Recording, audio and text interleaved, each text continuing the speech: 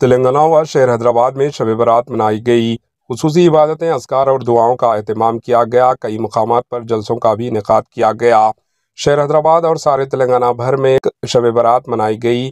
شہر کے تقریباً تمام مساجد کو روشنیوں سے منور کیا گیا اور مصلیان کی کثیر تعداد عبادت و اذکار میں مصروف رہی۔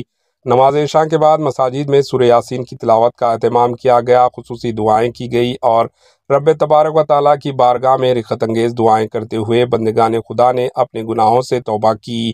مساجد میں نماز تہجد اور صلاۃ التسبیح کا بھی اہتمام کیا گیا تھا اور خطبات کا بھی اہتمام کیا گیا۔ شہر حیدرآباد کی مختلف مقامات پر شب برات کے جلسے بھی منعقد ہوئے۔ مساجد میں جلسوں میں علماء کرام اور مشائخین عظمین نے مسلمانوں کو تلقین کی وہ بارگاہ خداوندی میں توبہ و استغفار کے ساتھ رجوع ہوں۔ اس بابرکت اور متبرک رات میں عبادت و اذکار کا اور خصوصی دعاؤں کا اہتمام کریں، اللہ کی بارگاہ میں اپنے گناہوں کا اعتراف کرتے ہوئے بخشش طلب کریں۔ ماہ رمضان المبارک کی آمد ہے، ایسے میں خود کو گناہوں سے دور کرتے ہوئے رمضان کے لیے تیار کریں تاکہ ماہ رمضان المبارک کی رحمتیں، برکتیں اور سعادتوں سے فیض یاب ہو سکیں۔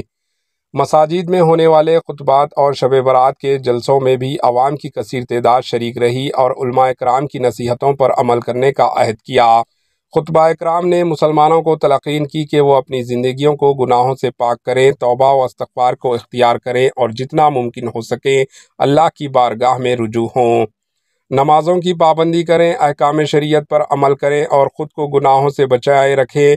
ملک میں امن و امان اور عوام کی جان و مال کی حفاظت کے لیے بھی خصوصی دعائیں کی گئی اور کئی مقامات پر نعتیہ محافل کا بھی اہتمام کیا گیا۔ پیش ہے اس خصوص کی کچھ جھلکیاں۔ Bureau report AHN news.